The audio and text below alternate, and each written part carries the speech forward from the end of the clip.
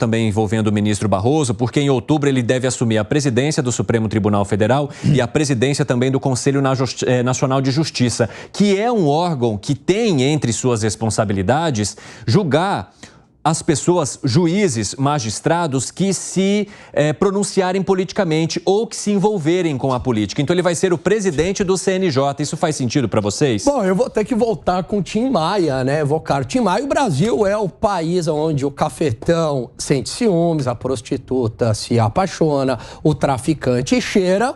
E o ministro Barroso vai ser o juiz que vai julgar juízes por supostas atividades políticas. Como aqueles fez. Como aquele fez. Piperno, Esse é o Brasil. Há alguma ironia para você? Mas é um país tão maluco isso aqui, que defensor da ditadura, do AI-5 de torturador, vem pedir democracia. É um país tão maluco esse daqui que existe um presidente que foi julgado por corrupção passiva e lavagem de dinheiro, teve seu processo anulado e se tornou presidente novamente. Você faz esse discurso exatamente pra galera e tal, Não é pra galera, mas aí então, você só não diz a última parte, que foi liberado pela justiça. Então, o presidente que está apto... Amplamente questionável. Mas tudo bem. Por um dos ministros que disse ter derrotado o bolsonarismo. Ou seja, essa questão de isonomia, em que a justiça é cega e coloca a balança, não estaria aplicado. E não estamos falando de um juiz de primeira instância que poder. Estamos falando de um ministro da corte. E aí, reforçando o que Alan menciona, do cafetão, da prostituta e tal, é o poste que faz xixi no cachorro. E aí eu lembrei da fala específica. Pedro Malan, o Brasil é tão particular que até o passado é imprevisível. Mas vocês acham que por causa de uma fala do ministro ele não poderia ou não teria competência para assumir a presidência do Supremo Tribunal Federal, por exemplo? Mas não é de hoje.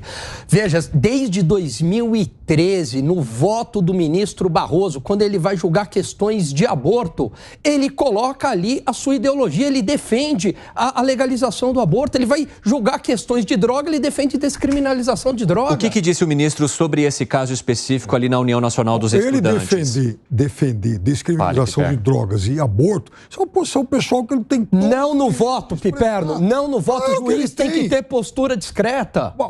Mas escuta, se ele tem que julgar isso, ele não vai... Mas é a opinião dele. Mas quando a gente fala que o juiz tem o seu entendimento, ao colocar o seu entendimento, ele também não precisa de alguma forma... Mas, por exemplo... para dar o seu voto, justificar isso? Mas num julgamento do aborto... que ele vai falar o quê? Me coloca o neutro nesse assunto? Não, numa questão do aborto, era simplesmente um habeas corpus. Lá em 2013, a defesa nem entrou no mérito. Ele aproveitou ali e fez todo ali uma defesa do direito da mulher, do aborto. Quer dizer, desnecessário. Agora, o ponto não é esse. E o evento em Nova York? É de hoje, que ele participou com a Tabata Amaral, e aí ele fala, temos que frear esse fascismo, né? Esse fascismo imaginário. É claro que ele estava falando ali do Bolsonaro. Por quê? Porque a esquerda atribui o perdeu o mané. Não é de hoje essa postura. Piperno, pode concluir para eu trazer também um pouco do que explicou o ministro sobre essa fala da ONU. Diga. De fato, repito o que eu disse antes. Ele foi feliz, ele errou.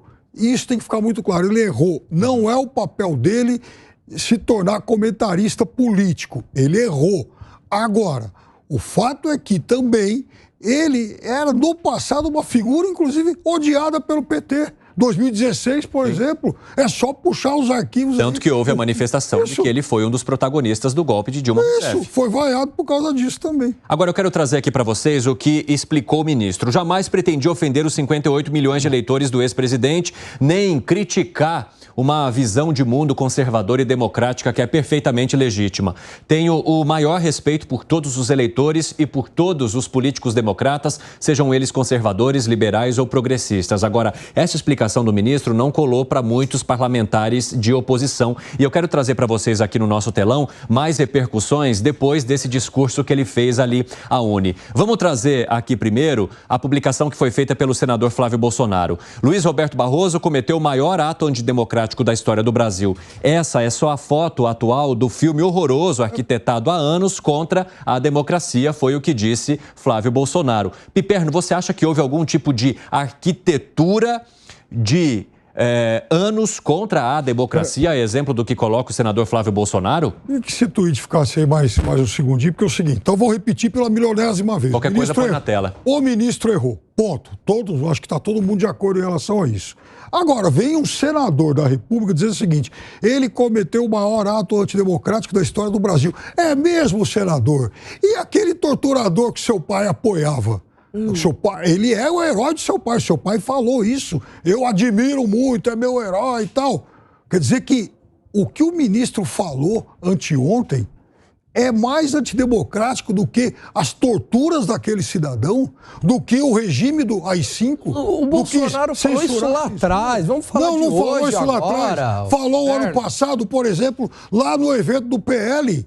Falou para todo mundo ver e fala para quem perguntar. Esse é que é o problema. Fala para quem quer perguntar. E a censura durante as eleições, Piperno? Isso sim foi antidemocrático, atingiu muito mais a direita do que a esquerda. AI-5. Estou falando de algo concreto. AI-5 é o quê? Você está falando de uma outra época. A gente está falando desse Supremo de agora, Piperno. Inclusive, o ex-presidente da República apoiou. Ele apoiou aquela turma. Para essa. O que foi, Segré? Esse é um exemplo de como o país está hoje.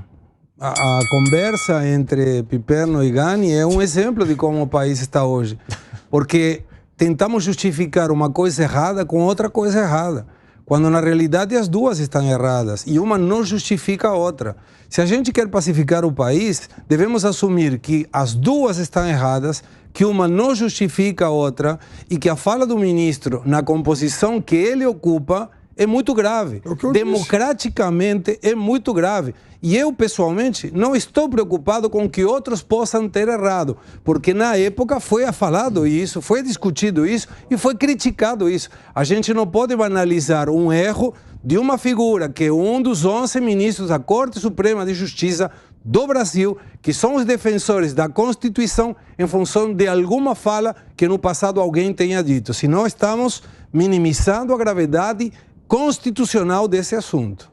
Piperno, Só quero rapidamente dizer o seguinte, concordo com você que um erro não justifica o outro, repito mais uma vez, condeno o que disse o ministro, da mesma forma que eu acho a maior cara de pau e manifestação de cinismo alguém escrever que esse foi o maior ato antidemocrático da história de um país que já teve tortura e anos de chumbo. Eu quero trazer